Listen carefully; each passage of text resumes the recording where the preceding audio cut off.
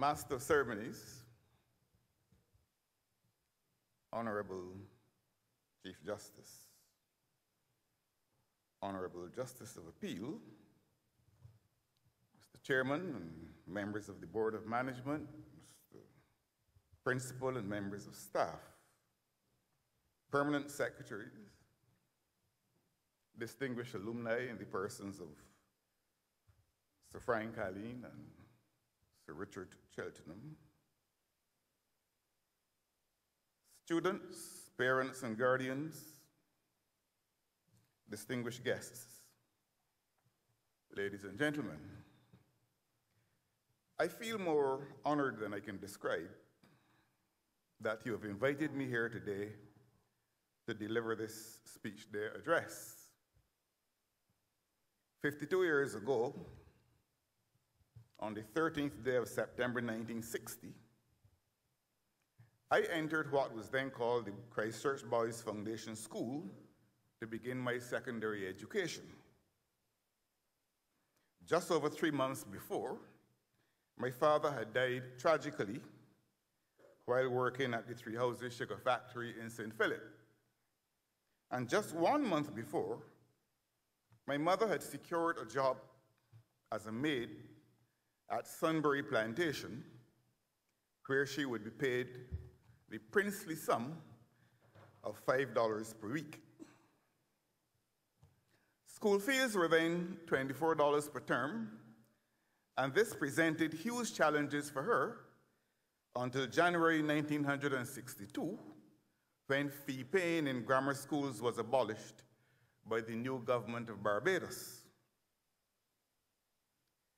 I remember vividly the contours of relief that took shape across her countenance, and the passage of time has not dimmed that recollection.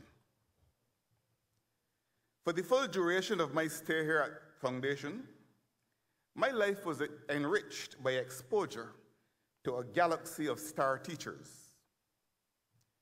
I remember today with deep and abiding gratitude Gilpin and Lowen-Jones, Warren and Collis Carter, Lemuel Blades, Evelyn Branker, Colin Coochie Reed, Grafton Clark, Ken Allen, Ronnie Hughes, Eric Ward, Milton Lynch, Freddie Cook, Varsili, and of course, the headmaster, Lee Harford Skeet. Some of these greats have already been gathered onto their fathers, and the best we can do is to pray for the unceasing refreshment of their souls in paradise. What united all of them across subject areas was their understanding that no teacher can leave the life of a student unaffected. The teacher will always affect the child's life, either for good or for ill, but will not leave that child wholly unaffected. The truth of this observation becomes the more pointed when we speak of the headmaster or headmistress, or to use current terminology, the principal. I have brought with me from 1968 to the present the kind admonition to me by Headmaster Lee Harford Skeet after I'd got 24 3/4 marks out of 25 for a piece of Latin prose. I'd lost the quarter mark for translating into the subjunctive mood a verb that should have been in the indicative mood. He asked me in front of the whole form to explain that decision. And when I could not, he used that failure to impart a lifelong lesson. He said to me, "This is not just Latin now, this is life. Never say anything, do anything, go anywhere, or make any decision unless, when challenged, you can defend it. Your life must be steered always by a clear purpose. Nor will I ever forget his constant reminders to us in the occasional homilies which he delivered from the platform on mornings after prayers, such as, respect is not something you demand. Respect is something you always set out to merit.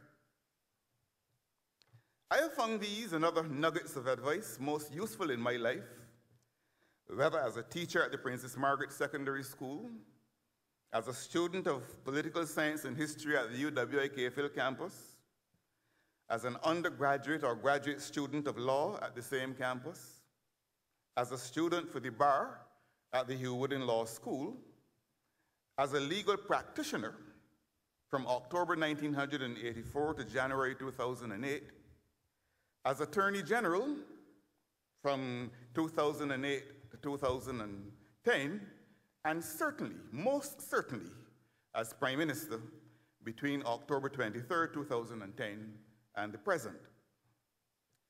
These nuggets have provided a firm foundation for every aspect of my life. And when any man is so securely anchored, if nothing else, he learns how to handle effectively the noise and the noise-making around him. For instance, such a man knows that those making the loudest noise do not always have the firmest grasp of the facts or of the truth. Nobody has up to now put this better than the 18th century English politician and thinker Edmund Burke. He observed that because a half a dozen grasshoppers under a fern may be making the field ring with their insistent and noisy chink, while thousands of cattle lying beneath the shadow of the oak are chewing the cud and are silent, you should not make the mistake of believing that those grasshoppers are controlling the field. The grasshoppers, Burke further observed, are just the ones making the loudest noise for the time being.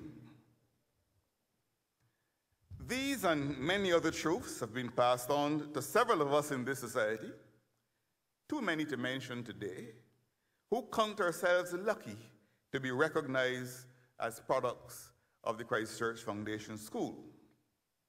So you can see that this school has had a fine tradition and an excellent reputation, which it continues proudly to uphold.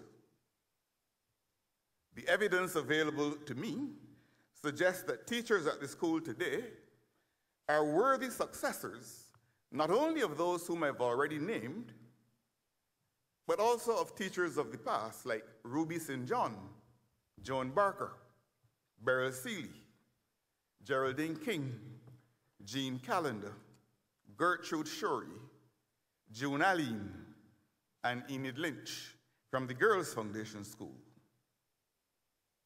These all have invested in the pursuit of the highest standards of teaching and learning at the boys and girls schools when they were separate entities, and at the Christ Church Foundation School after amalgamation in the year 1978.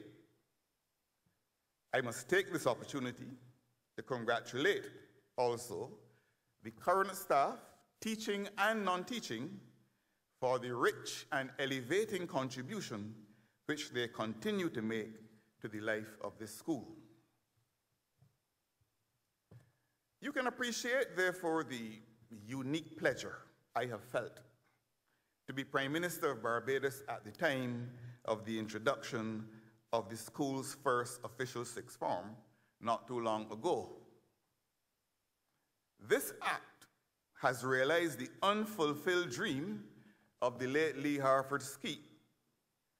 For, so I'm advised, when he could not persuade decision makers of his day that the school merited an official sixth form, he introduced an unofficial one.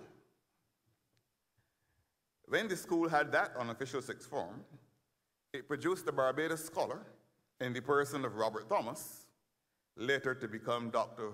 Robert Thomas.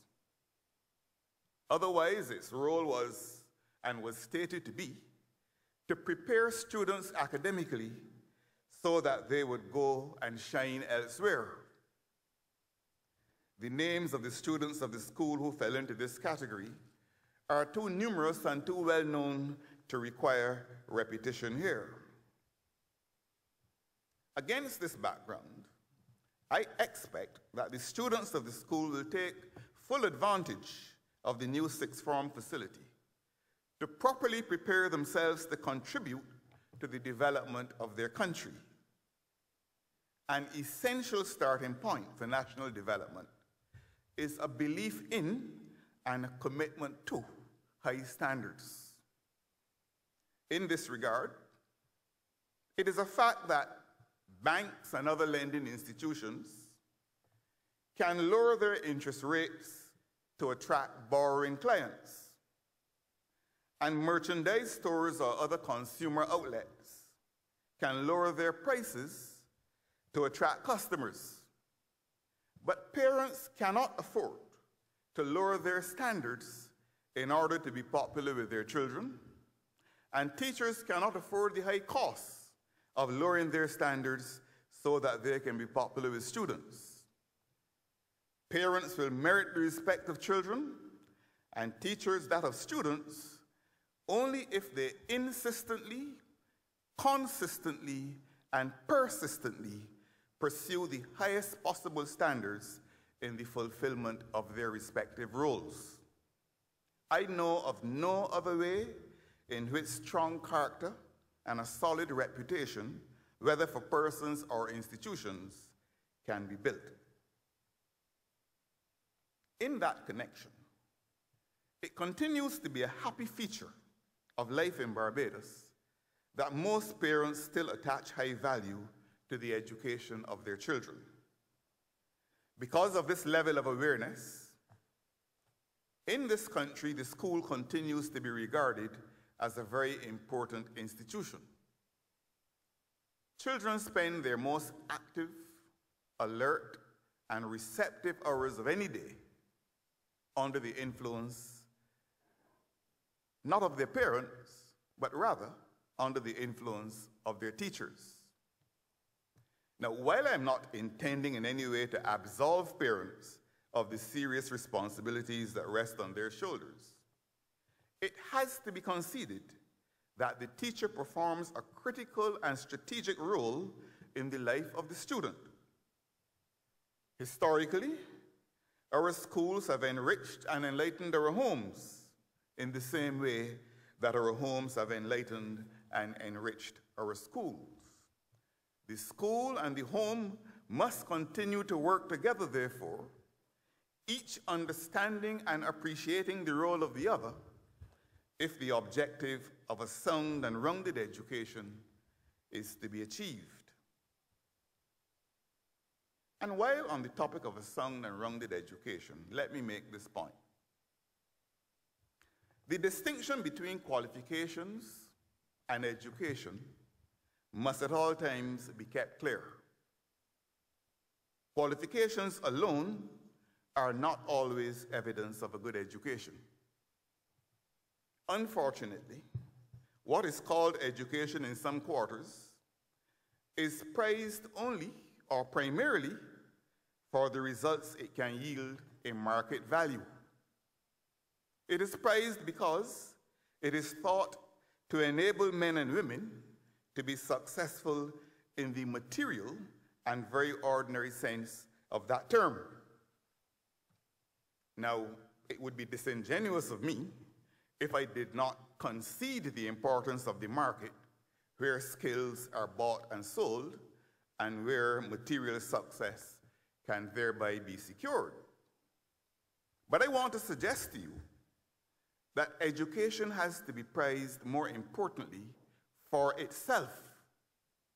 It has to be seen as enabling those who lay claim to it to realize their moral and intellectual capacities. It has to be seen as giving to those who say they possess it that level of self-respect that entitles them, as a matter of course, to the respect of others.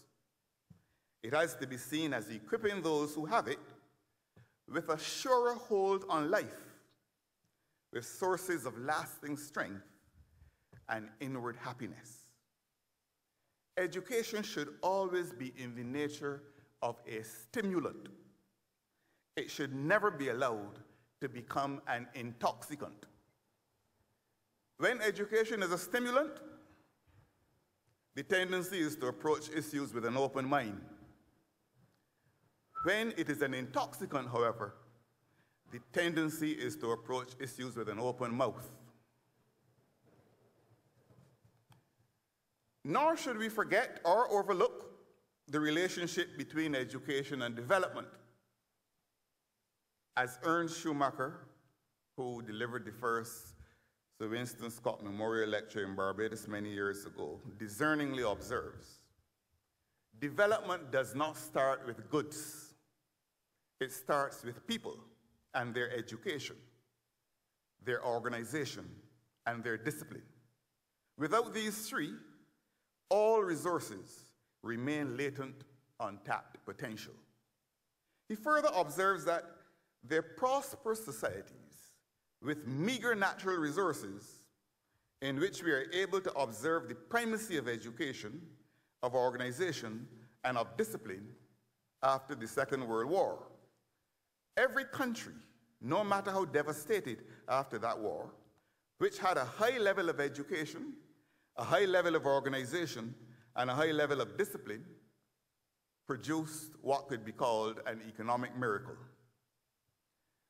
So these three things, education, organization, and discipline, are critical to the developmental thrust of this or any other nation.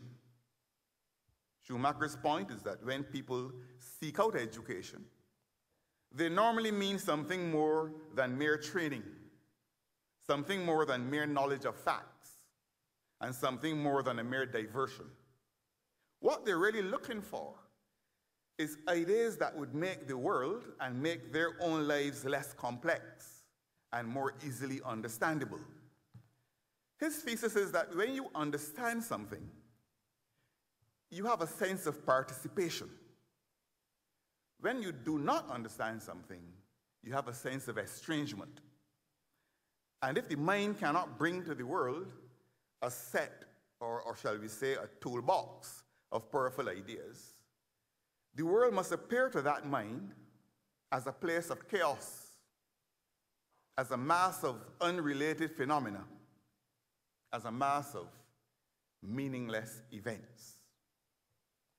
So if your education helps you to understand the world better, if it gives you that sense of participation, you are better placed to establish a link between education and problem solving, and in the result, to better appreciate what would further promote your own and your nation's development. And by the latter, that is your nation's development, I mean no more than helping Barbados to reach the stage where it has both the capacity and the flexibility to satisfy the economic and social aspirations of its people. Let me provide all of the students here today with a key to the door of success. Your education can help you to understand the world better only if you are prepared to spend time reading and thinking. I still contend that one of the most impactful sentences I was ever asked to translate in a Latin class was one that said, "If thou wilt become wiser, read many books." I not only translated the sentence correctly, but I took and internalized the advice it gave me. Every time you learn a new word or grasp a new idea, the world becomes a simpler place. As the English lawyer and essayist Francis Bacon said, "Reading maketh a full man, conference a ready man, and writing an exact man." Or as the Irish essayist and dramatist Richard Steele put it, reading is to the mind what exercise is to the body. Now, it is projected that Barbados will spend in the realm of just over $500 million on education in the financial year 2013-2014. This is a massive investment. Those who benefit from that investment should feel obliged to justify it by way of their performance. Performance does not relate only to the heights of academic excellence, but to the small things that are part of everyday life. Now, would this substantial national investment in students not be questioned if, for example, after exposure to 7 years of secondary education, in your speech can be found relative pronouns like which, who, and whom wandering around as if having no fixed place of abode? If you are still baffled by the distinction between T-H-E-Y, T-H-E-R-E, and T-H-E-I-R, if your sentences behave as though they've had a blackout and cannot remember whence they came or whither they are going, or if there is always lying in wait the letter S, ready to attack from some dark hiding place any verb that passes by. Alas, still too many of our certificated and degreed professionals have not got past these second and third form challenges. I draw attention to this virus, as I call it, because I get the sense that sometimes, for too many of us, education is thought to confer rights, but no responsibilities. Rights it does confer for sure, but let us not lose sight of the responsibilities that access to quality education imposes on all of us. A thin line separates sloppy speech and sloppy writing from sloppy dress, from sloppy work, sloppy parenthood, and sloppy moral and ethical habits. A solemn responsibility devolves on our shoulders, therefore, to be examples of high standards, both in the things we say and in the things we do. Even as I say this, that great doctor of the church, St. Augustine of Hippo, wisely reminds us, as long ago as the 4th century AD, that whilst we must pay due attention to the rules of grammar and of pronunciation, it should never be forgotten that there are other eternal rules which relate to the everlasting and to our salvation. To those rules, we should also pay appropriate attention. It remains an unshaken truth that willing obedience to rules is, paradoxically, an essential pathway to freedom. Those rules that are written down are important for the maintenance of peace, the maintenance of order, and the maintenance of good government.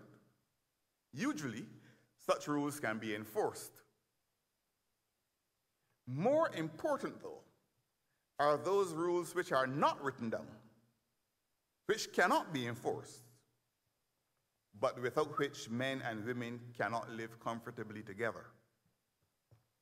I speak of kindness, of compassion, of unselfishness, and those myriad other rules which depend on man's free choice, which depend on his sense of values, and which depend, of course, on the strength of his character.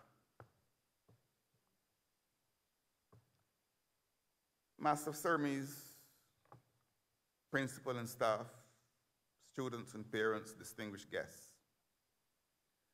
The Christchurch Foundation School is a great institution with an impressive 203-year history and with a future that promises to be both bright and exciting.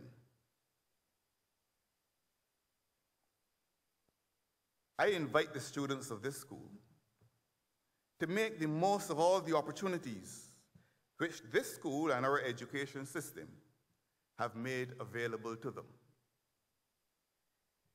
You must seize those opportunities now.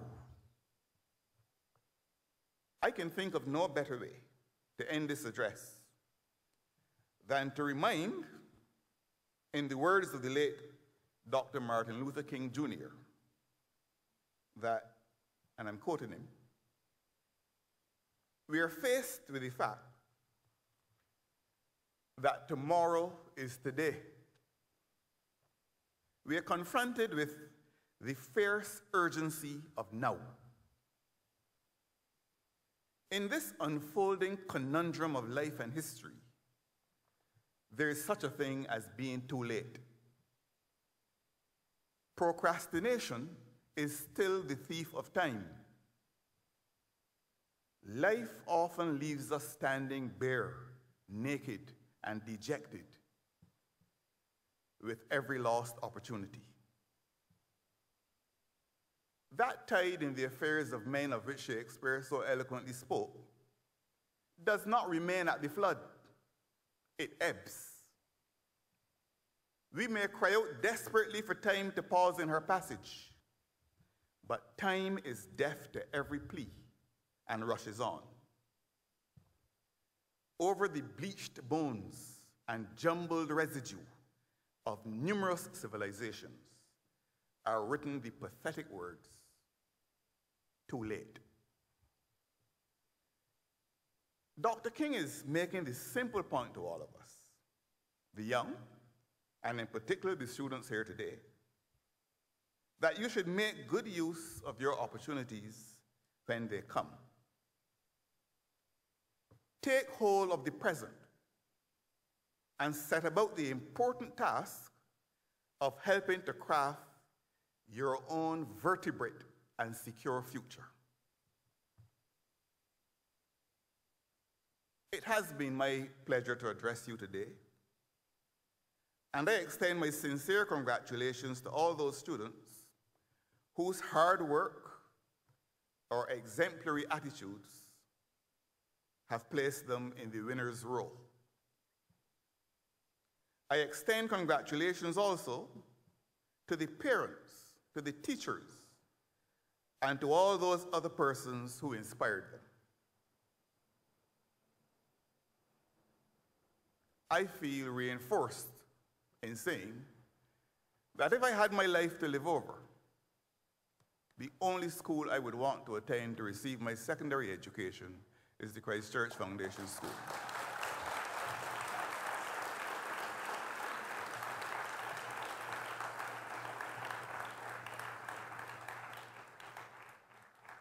Keep up the good work. Thanks for having me. Thank you very much.